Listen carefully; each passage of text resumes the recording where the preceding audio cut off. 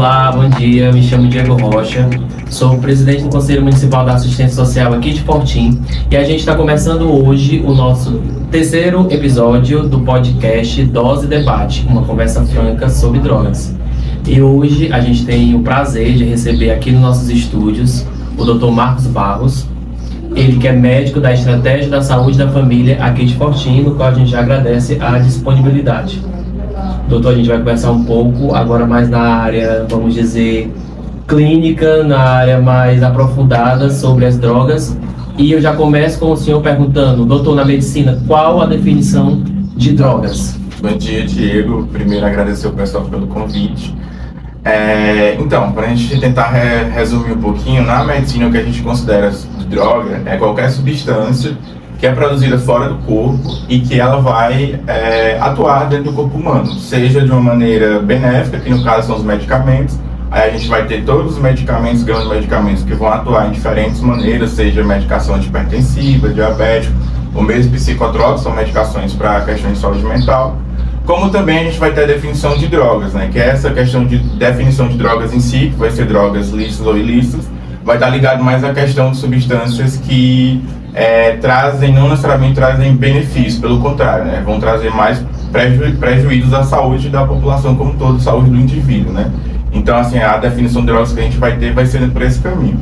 E daí, considerando essas drogas que a gente considera enquanto entorpecentes, que são as drogas que acabam prejudicando o corpo humano, a gente vai fazer uma divisão sobre elas de acordo com como ela atua no corpo humano. E, assim, didaticamente a gente divide em três. São as drogas depressoras do sistema nervoso central. O sistema nervoso central é como se fosse, em resumo, seria como se fosse o cérebro, né, que vai controlar o corpo humano, digamos assim.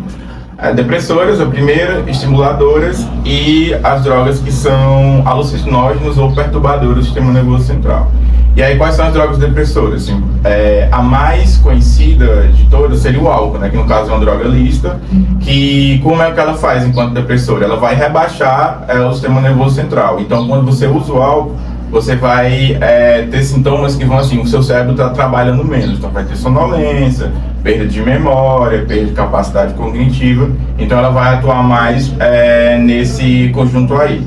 E já assim, uma comparação com a droga lícita, o álcool com a droga lícita, mas assim, em comparação com medicamento, seria no caso, por exemplo, sedativo, medicações usadas para quem tem epilepsia, que vão ter essa capacidade de serem depressores. Já drogas estimulantes, a principal exemplo dela que a gente tem é a cocaína, que é o que ela vai fazer. Ela meio que vai dar tipo uma injeção de ânimo, digamos assim. Então o indivíduo vai estar numa perspectiva que ele tem menos necessidade de sono, vai estar mais voltado para a ideia de alegria, de felicidade, então ela vai atuar mais nesse caminho. Já as drogas perturbadoras, tipo, se a gente tem o que são os alucinógenos, se a gente tem um que estimula, o outro que deprime, os alucinógenos eles vão trabalhar, tipo, eles vão fazer um funcionamento do cérebro anormal. Então, tipo assim, você não vai ter controle sobre ele como está trabalhando. Aí, quais são os exemplos? Vai ser a maconha, vai ser o LSD, vai ser o êxtase, vai ser mais drogas que vão atuar nessa perspectiva aí de fazer uma ideia assim, de até ter alucinações mesmo. Por isso que a gente chama drogas alucinativas, porque a gente vai ter alucinações, sejam auditivas ou visuais. Então, no caso, essas alucinações, no caso da última droga, no exemplo, elas deixam o indivíduo no início, vamos dizer, relaxado. Sim, e depois você vai estar meio com a excitação do sistema nervoso central e vai ter assim, você vai ter uma perspectiva assim, de não ter meio que controle. Aí por isso que inclusive elas são mais usadas enquanto drogas recreativas. Aí depois que passa esse efeito, aí vem a parte vamos dizer, depressiva? Não necessariamente, vai vir a parte que passa o efeito. Aí cada vez mais, por isso inclusive tem o processo da dependência, né? Cada vez mais você vai querer estar usando uma dose maior para poder fazer esse efeito.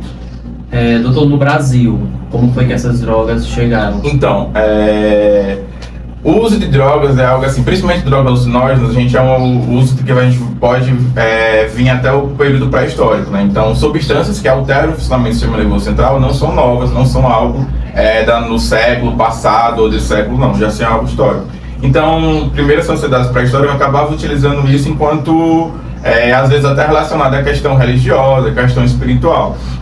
E aí no Brasil, o começo das drogas tem muito a ver, acho que a primeira droga que a gente tem enquanto uso difundido mundialmente vai ser o ópio, que o medicamento que a gente usa hoje é a morfina. que tem a questão da guerra do ópio na China, final do século XIX, e aí a partir das navegações começam a surgir no Brasil e no mundo como um todo. Só que no Brasil ainda em pequena quantidade. Aqui no Brasil em si vai ter muito ligado ao período dos anos 70, dos anos 80, quando é que a gente começa a ter principalmente tráfico de cocaína, mais maconha também, mas principalmente cocaína, que aí tem a ver com as guerras de drogas, que eu vou falar mais à frente sobre isso. Então assim, primeiro no Brasil vai a partir desse momento aí, e é quando a gente passa a ter o uso de drogas enquanto uma coisa difundida, muito ligada até inclusive com a mesma ideia que acontece com o álcool lá no começo do século XX. Então assim, mais ou menos por esse período.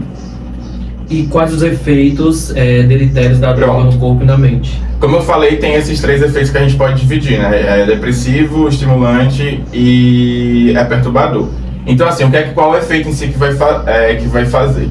Drogas, enquanto tem essa perspectiva recreativa, né, por você usar enquanto divertimento, seja droga ilícita como álcool ou cigarro, seja as drogas ilícitas, então assim, esse efeito normalmente que vai ter, a pessoa vai estar buscando algo ligado ao prazer, né? Só que por si só, a gente vai ter efeitos que a maioria são os efeitos reversíveis, inclusive você usa a substância, passa o período dela de efeito e vai e reverte, né, esse efeito. Só que em algum momento elas podem ocasionar coisas mais que não necessariamente são reversíveis, se você tiver um uso muito crônico. Por exemplo, o uso de crack, o pessoal acaba usando crack enquanto o vício, né, traz a fissura, vai trazer a perspectiva de estar usando mais e mais vezes, aí pode ter destruição de neurônios, que dependendo se a pessoa já tem algum problema de saúde ou não, isso vai piorar, então assim, necessariamente você vai se agravar. Normalmente vai estar ligado a essa ideia de destruição de neurônios. Só que assim, como a gente tem o que a gente chama de neuroplasticidade dos neurônios, acaba se recuperando na maioria das vezes. Então, inclusive, o efeito em si da droga está muito mais ligado à questão social, à questão do uso abusivo e o que isso vai trazer enquanto perspectiva social, seja questão de demissão de trabalho, questão de pessoas em situação de rua, como o crack que eu falei, do que necessariamente o efeito no corpo, né? Vai estar mais ligado à própria questão social. Você falou que drogas, medicamentos são considerados drogas, né? Uhum. Então a pessoa pode combater droga com droga, medicamento? Pode sim, porque assim, depende do efeito que a gente está desejando, né? Como disse, medicamento também é uma droga, inclusive, tipo assim, algumas lojas, alguns ramos farmacêuticos acabam utilizando o nome drogaria tal coisa e não farmácia tal coisa. E vem daí, então assim, a gente vai depender do uso de cada droga, né? Que a gente vai utilizar ou um medicamento enquanto droga para reverter esse efeito, para fazer com que a gente consiga tirar a pessoa da dependência ou fazer uma redução de danos, enfim, depende de cada situação, né? Cada situação individual. E no caso também dependência? Sim, também dependência. No caso, né? Tipo sim, tal dependência, por exemplo. Inclusive hoje a gente tem mais dependência de medicamentos que são considerados drogas lícitas, né? Que são prescritos por um profissional médico do que necessariamente drogas, né? Tipo assim, principalmente benzodiazepínicos, ansiolíticos, benzodiazepínica tipo diazepam, prazolam. A gente tem tanta dependência desses quanto dependência de algumas drogas ilícitas, como crack, como cocaína, né? Tipo assim, é um problema de saúde pública também, esse uso disseminado dessas substâncias. Doutor, o nosso tempo é pouco, né? E o assunto é muito extenso, mas aí eu pergunto, a população aqui, ela pode procurar alguma unidade, algum posto de saúde para poder obter mais informações? Pode sim, com certeza procurar, e também para a gente fazer o tratamento individual, né? Individual, particularizado para cada indivíduo. Por exemplo, no uso de drogas, isso foi historicamente difundido, principalmente na questão do álcool. O que a gente tem sobre parar o uso é o que a gente chama de paradigma da abstinência. O que isso quer dizer? Que o objetivo do tratamento é que, eu pare de usar.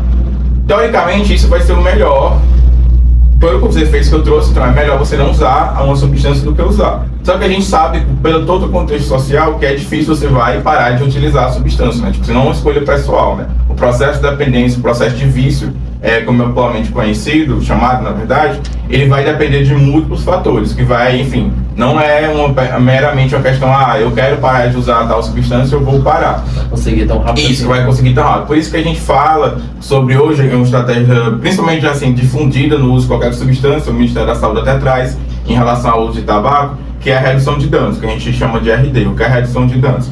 Basicamente, a redução de danos é fazer o quê? Aquela pessoa vai continuar usando aquela substância. Não está no meu controle enquanto profissional de saúde, seja médico, enfermeira, assistente social, etc. Fazer com que aquela pessoa pare de usar aquela substância. Então, o que eu vou fazer? Eu vou tentar que ele use aquela substância na menor quantidade possível e de uma maneira que não afete ele,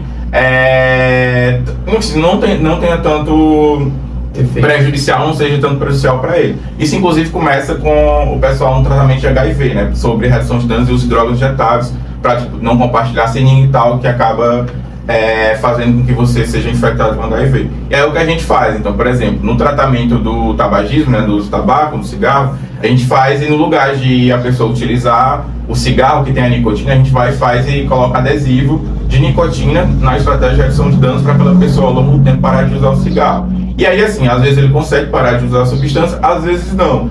Mas, como eu mencionei, tem também a questão do prazer, né? Então, se aquela pessoa tem aquela dependência, porque, sei lá, por movimento social, etc., usar a substância quanto prazer, então vamos tentar fazer com que ela diminua o máximo o uso daquela substância e não seja tão prejudicial.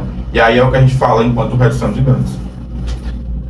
Foi tanto assunto tão importante, que é tão rápido, né, que a gente fica aqui, por mim eu passaria horas conversando, mas aí já fica o ensejo para uma próxima conversa. Exatamente. Né, mas aí a gente já agradece a sua participação. Foi bastante importante você passar isso vai ser passado nas escolas, vai para redes sociais, as pessoas têm a curiosidade, né, de poder saber. E você que está aí do outro lado, a gente agradece por ter ficado aqui com a gente, por ter escutado nosso terceiro podcast, nosso terceiro episódio, e você fique ligadinho aí que ainda tem um quarto, né? O próximo, pra gente encerrar de vez essa pauta que é de vez assim, em paz, né? Essa pauta sobre o uso das drogas. Obrigado, tchau, tchau.